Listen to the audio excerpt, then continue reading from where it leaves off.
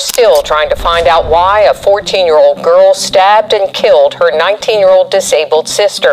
आप यकीन नहीं करोगे, एक 14 साल की लड़की ने अपनी ही डिसेबल बड़ी बहन की जान ले ली, वो भी तब जब वो सो रही थी। नो वार्निंग, नो रीजन, बस एक silent brutal attack. This 14-year-old girl is accused of stabbing her sister to death. Police say Claire called 911 on the morning of the murder and said repeatedly, "I stabbed my sister." और ये सब खत्म नहीं होता।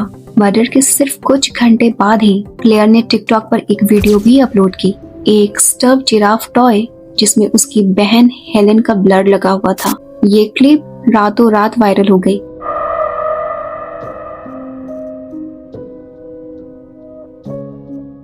TikTok ने बाद में इसे वॉयलेंट कंटेंट बताकर डिलीट तो कर दिया, लेकिन उससे पहले क्लेयर के फॉलोअर्स 11,000 से ज्यादा बढ़ चुके थे। तो सवाल सिंपल है, एक लविंग, केयरिंग, प्रोटेक्टिव बहन एक कोल्ड ब्लडेड किलर कैसे बन गई? और उस रात घर के अंदर असल में क्या हुआ?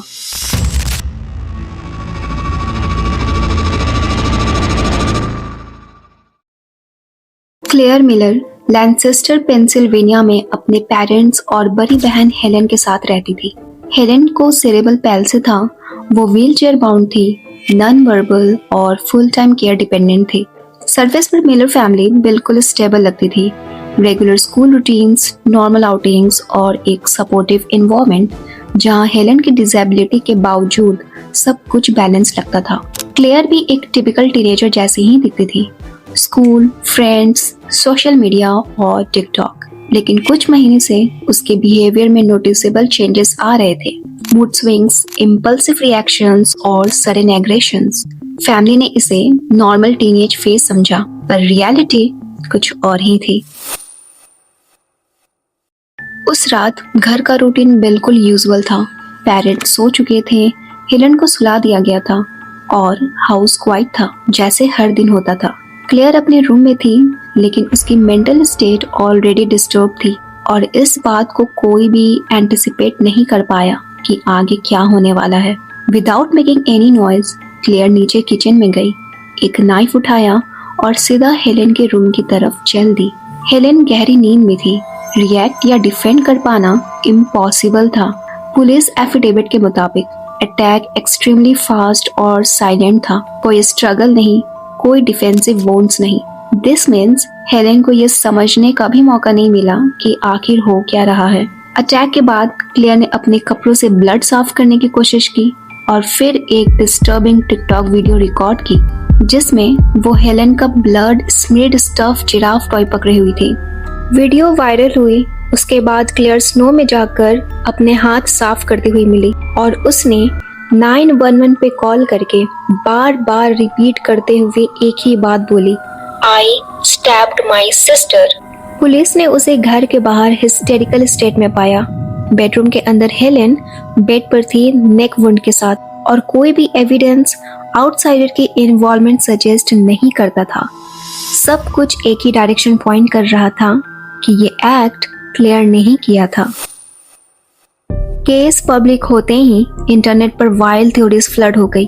क्या ये फेम के लिए था, या कोई ट्रेंड फॉलो किया, या कोई गेम इन्फ्लुएंस? लेकिन इन्वेस्टिगेशन ने इनमें से किसी भी क्लेम को सपोर्ट नहीं किया। पुलिस ने क्लेयर का फोन एग्जामिन किया और वहां एक डीपली ट्रबलिंग पैटर्न मिला। Dark psychological games, violent anime scenes, eliminating game aesthetics and some styled violence edits. Arrest के वक्त क्लेयर ने एक लाइन भी बोली जिससे ऑफिसर्स शॉक्ड हो गए, आई Michael Myers my sister.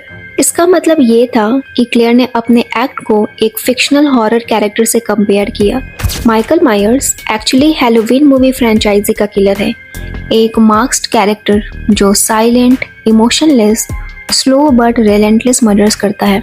Clear का ये रेफरेंस किसी प्लान कॉपीकैट किलिंग को प्रूव नहीं करता है, लेकिन ये दिखाता है कि उसका disturb mind real emotions express करने के बजाय फिल्म्स और फिक्शनल किलर्स की इमेजरी यूज कर रहा था।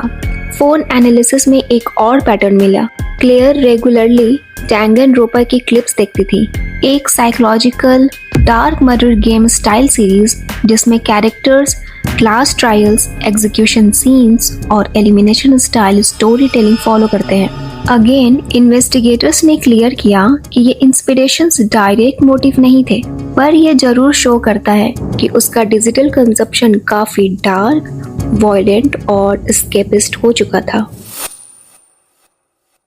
साइक इवैल्यूएशंस ने कंफर्म किया कि क्लेयर हेलुसिनेशन सुन रही थी, एक फीमेल वॉइस जो उससे कमांड्स दे रही थी। डॉक्टर्स ने इसको सीवर साइकोटिक ब्रेक क्लासिफाई किया, मतलब ट्रिगर कोई टिकटॉक ट्रेंड या गेम नहीं था, एक्चुअल ब्रेकडाउन उसका कोलैप्सिंग अनट्रीटेड माइंड था। जून 2022 की हियरिंग में डिफेंस ने आर्ग्यू किया कि क्लेयर डिप्रेशन, एंजाइटी और साइकोसिस से सफर कर रही थी। उन्होंने आई विटनेसेस और डॉक्टर्स को बुलाया जिन्होंने हेलुसिनेशंस कंफर्म की। प्रोसिक्यूशन ने क्लेयर के टेक्स्ट मैसेजेस प्रेजेंट किए जिसमें वो वायलेंट फैंटेसीज और हार्मिंग समवन जैसे थॉट्स लिख रही थी। क्लेयर के पेरेंट्स ने कोर्ट में इमोशनल स्टेटमेंट दिए, हेलेन चली गई और हम क्लेयर को भी नहीं खोना चाहते, उससे पनिशमेंट से ज्यादा ट्रीटमेंट चाहिए। जज वोकमैन ने डिसाइड किया कि क्राइम की सीरियसनेस और पब्लिक सेफ्टी की वजह से केस एडल्ट कोर्ट में ही चलेगा। देन मार्च 2023 में क्लेयर ने अप्लाई दिया, guilty but mentally ill. Expert medical reports ने कंफर्म किया कि मर्डर के टाइम क्लेयर सीवियर डिप्रेशन और साइकोटिक डिसऑर्डर से सफर कर रही थी। जज ने सेंटेंस अनाउंस किया, 12 साल मिनिमम और 40 साल मैक्सिमम। साथ ही ये ऑर्डर दिया कि प्रिजन सिस्टम उसको मेंटल हेल्थ ट्रीटमेंट प्रोवाइड करे। मिलर फैमिली के लिए ये डबल लॉस था, एक बेटी मर गई और दूसरी इनकार्सिरेशन और मेंटल इलनेस की साइकिल में खो गई।